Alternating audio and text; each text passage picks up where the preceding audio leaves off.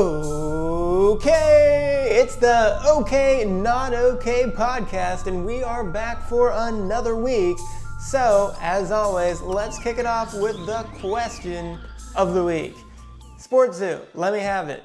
Doc, is it just me, or has Cody Rhodes been acting awfully strangely over these last couple of months while he's been dealing with the bloodline? So Cody Rhodes is what you want to talk about, huh? Okay, let's do it. Well, I think your question is a good one. He seems to be all over the place anymore. I'm a little concerned for his own personal well-being, and I want to lead off by saying I think he needs some counseling. So let's go back and talk about Cody Rhodes over the past year plus. Well, let's go all the way back to WrestleMania 39, where he lost his title match to some guy who doesn't wrestle anymore.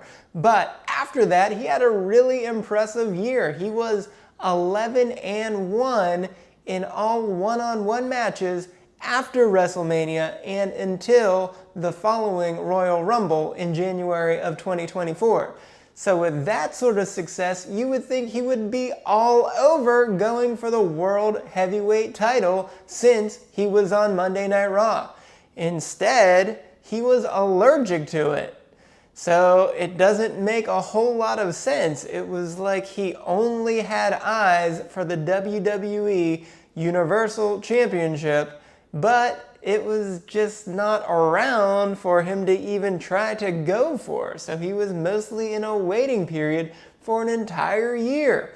And he even had a nice little side quest where he and main event Jey Uso went for, won, and then lost the tag team championships.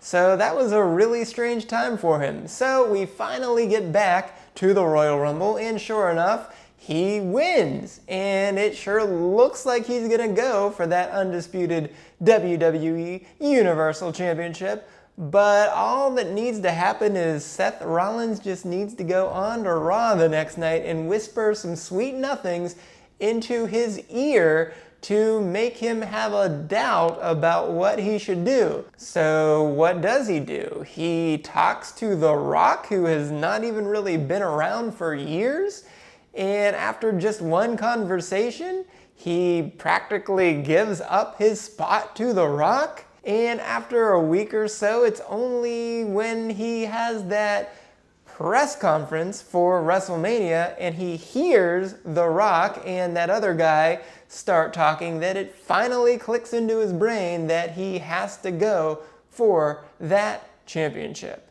So thank goodness he does finish the story and wins the championship. But since then, I don't know what to make of them there either.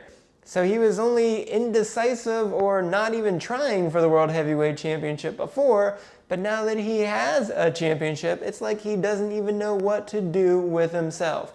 He's practically lost his way. But how do I come to that conclusion? Let's talk about what he's done. Well, right after WrestleMania, we go to Backlash, and his competitor is nowhere to be found to lash back against. So a new challenger steps up, and it is the phenomenal AJ Styles.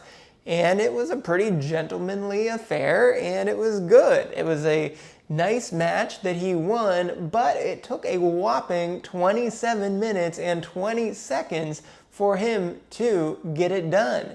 So perhaps that started to sow some seeds of doubt in his mind that maybe he's just not cut out to be the WWE champion. So then we have the lead up to King and Queen of the Ring, and he was so badly outwitted by Logan Paul that in a few matter of minutes, he gave up the title for title stipulation that was literally written into the contract that was presented to him and Logan in the middle of the ring, and just decided that, sure, I'll put my title up, but Logan, we don't need that title. Forget it. So he was just so high and mighty during this match that when Paul was about to be counted out and so Rhodes would retain the title, he told the ref to stop counting.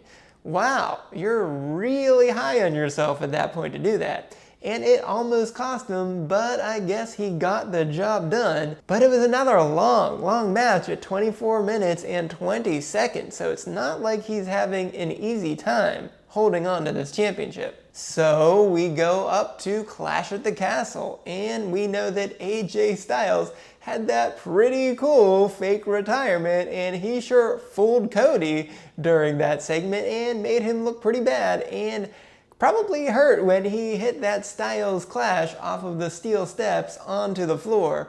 But this unwound Rhodes so much that we had never seen Cody be so upset in all of this time that he just had to get back at Styles. He waited near the entrance of the arena to get Styles as soon as possible, but only when there were a bunch of security guards around did he decide to go to the ring and then call Styles out to meet him there.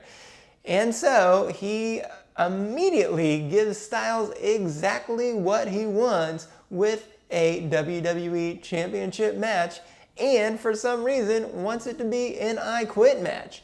But even that was not good enough for Rhodes. He had to then attack, physically assault all of the security guards to try to make his way to get to Styles to fight him right then and there. Well, that didn't work for him, and in fact he took a forearm to the head instead. But nonetheless, he's attacking security guards. That is not what a proper champion would do. Well, he did get the job done eventually and beat Styles in another horrifically long match at 27:45. Now we do expect an I Quit match to take a bit longer, but that one was also pretty long. Nonetheless, Cody had won the match, but instead of just being happy about retaining the title, no, he had that steel stairs in his hands and he threw it with all of his might right into Styles to injure him even more. Completely inappropriate for your WWE champion. But that took us to Money in the Bank, where we had the 6-man tag match. So yes, this match made sense after the Bloodline attacked Rhodes at Clash at the Castle and then continued to harass him thereafter. But on the June 28th SmackDown, Orton, KO, and Rhodes fought the Bloodline at the top of the show and then stayed in the ring wanting more of the Bloodline right then and there. And when they refused to leave, the security guards came into the ring and they fought them back. All 3 of the men just took out the security guards. It took Nick Aldis calling the police and bringing them to the ring in order to get the 3 men to leave. So yeah, a police escort out of SmackDown. Good job, WWE Champion. Well, it hasn't gotten any better for him because they lost that match. And then, even though Rhodes had just beaten Solo Sikoa a couple weeks before, he immediately goes into the Lion's Den all by himself and says he wants a championship match against Solo Sikoa, and then gets himself completely destroyed. And not only that, he got his good buddy Randy Orton to come down and get himself injured while he was forced to watch it, and we did not see Orton last week. So who knows if he's even going to be healthy enough to return in time for SummerSlam. But last week was not much better, as he demanded a handicap match against both members of A-Town Down Under instead of just diffusing the situation and moving on to better business.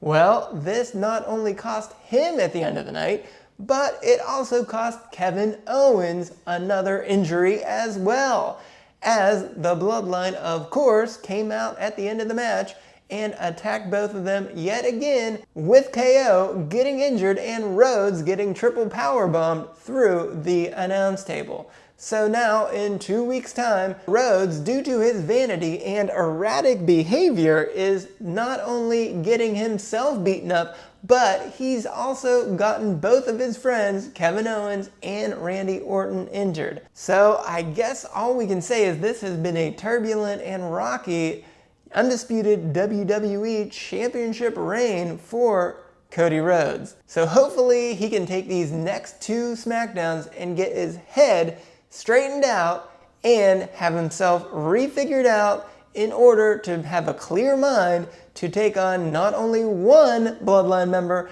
but maybe all 4 of them. So it's going to be a very tall task, and the way Cody Rhodes is going, he's probably going to get himself beaten up each of these next 2 Fridays. And so he's going to be in terrible shape when he has to face the Bloodline all alone. So Cody Rhodes, good luck, but come on, man, you are not living up to the expectations. So with that, I'm Dr. O'Kay, and this has been the OK, Not OK podcast.